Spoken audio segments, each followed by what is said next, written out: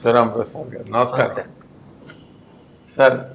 ఆంధ్రప్రదేశ్ రాజకీయాల్లో ఎన్నికలలో అప్రతిమైన విజయం సాధించింది కూటమి ప్రభుత్వం.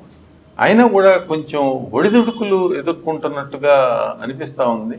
అయితే కూటమి కార్యకర్తలు నాయకులు అనుకున్న విధంగా అరెస్టుల పర్వంలో పోసాని మురళీకృష్ణ అరెస్టు కూడా ఇటీవల జరిగింది. ఆయన రిమాండ్కి కూడా పంపించారు. ఇక తదుపరి ఏమన్నా ఇది ఈ పర్వం కొనసాగే అవకాశం ఉందా? అనేక మంది లిస్టు ఉంది, కొండ చాంతాడంత లిస్టు ఉందని చెప్తా ఉన్నారు. కానీ నెక్స్ట్ ఏం జరగబోతా? అంటే ఒకటండి, ఇప్పుడు ఎవరైతే ఆ రోజున పరిధి దాటి ప్రవర్తించారో, అప్రజాస్వామికంగా అలాగే అనైతికంగా ప్రవర్తించారో వాళ్ళందరి మీద యాక్షన్ తీసుకుంటారు అనేది కోరుకుంటున్నారు కార్యకర్తలు. తీసుకోవాలని కోరుకుంటున్నారు. ఎందుకంటే ఈరోజు ఈ విధంగా ప్రవర్తించారు, దీని మీద తీసుకోవాలనేది కోరుకుంది. పోసాని అనే ఆయన యాక్చువల్గా అతను ఒక మేధావి కింద లెక్క, ఒక రచయిత, దర్శకుడు, యాక్టరు, అనేక విధాలుగా సమాజాన్ని ఇన్ఫ్లుయెన్స్ చేసే కెపాసిటీ ఉన్న వ్యక్తి దాన్ని దుర్వినియోగం చేసి చేసుకున్నాడు. సమాజానికి బూతులు మాట్లాడటం, లేకపోతే జన్నాలంగా మాట్లాడటం, ఆడవాళ్ళను కూడా మహిళలను కూడా అవమానించే విధంగా పిల్లల్ని, ఇది ఏ సభ్య సమాజం అనేది అసహించుకుంది.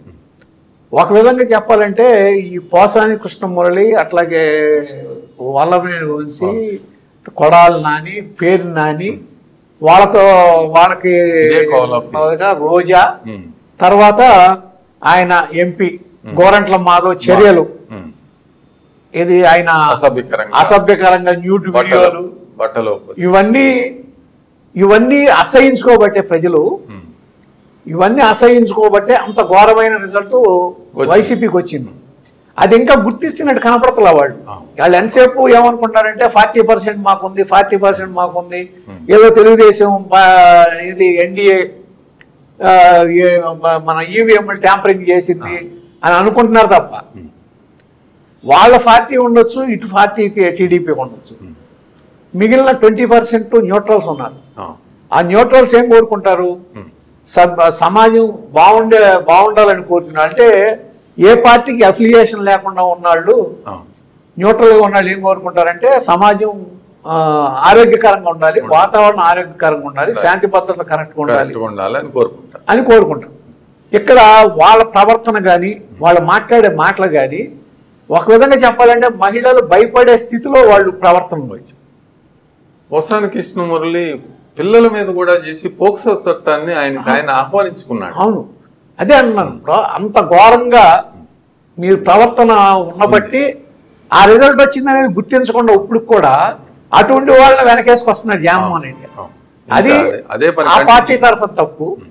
అయితే ఏంటంటే ఇన్నాళ్ళు ఒక ప్రెషర్ని తట్టుకున్నారు టీడీపీ కార్యకర్తలు కానీ టీడీపీ నాయకులు కానీ.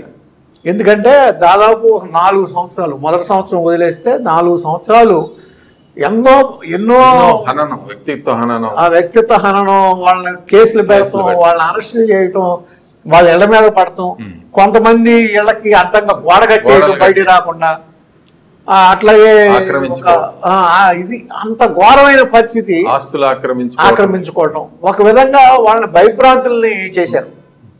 అటువంటి పరిస్థితుల్లో వాళ్ళు సహజంగా ఏం కోరుకుంటారంటే వెంటనే వాళ్ళ మీద జరగాలి అని కోరుకుంటాం. ఎందుకంటే అంతకుముందు జరిగినాయి కాబట్టి.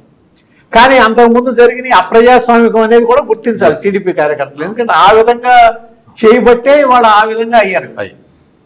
అట్లా కాకుండా వాళ్ళు చేసిన తప్పుల్ని వాళ్ళని చట్టం ముందు నిలబెట్టి చట్ట ప్రకారం శిక్షించారనుకోండి. ఇప్పుడు కృష్ణమురళి ఉన్నాడు, ఏం చేశాడో వీడియోలు పెట్టారు.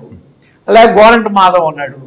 అది ఇప్పుడు ఈయన మీద అంతకుముందు వీళ్ళందరూ చేసిన పనులకి అప్పుడు రక్షణ ఏంటంటే ఐటీ చట్టంలో అరెస్టులు లేవు, అరెస్ట్ చేయకూడదని సుప్రీంకోర్టు తీర్పు ఇచ్చింది. 41A నోటీస్ ఇవ్వండి.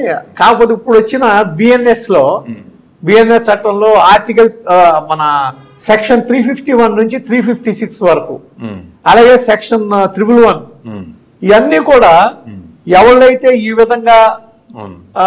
ఇది దుర్వినియోగం చేశారో సోషల్ మీడియాని కానీ వాళ్ళ వాక్ స్వాతంత్రాన్ని కానీ వాళ్ళ మీద చర్యలు తీసుకుంటానికి అవకాశం వచ్చింది.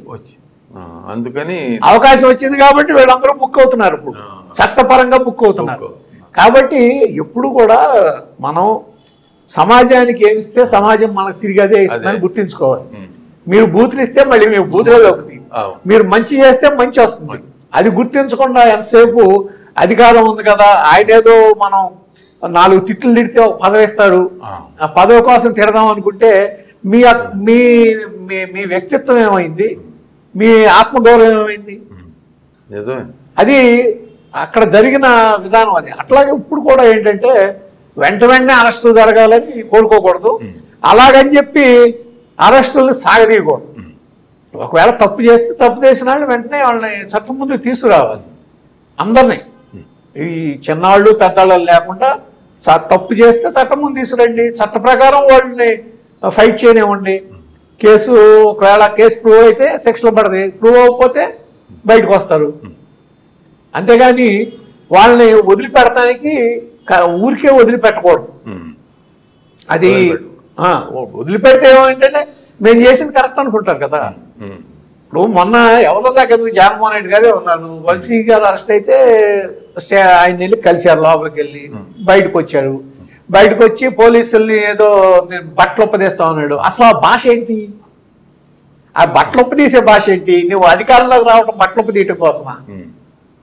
అధికారంలోకి వచ్చి మంచి చేస్తామనాలి, లేకపోతే మీరు తప్పు చేస్తే చట్టం ముందు నిలబెడతామనాలి. కానీ బట్టలు ఒప్పదీయటం ఏంటి? ఆ భాష ఏంటి? అంటే వాళ్ళలో మార్పు రాకపోతే ప్రజల్లో కూడా మార్పు రాదు.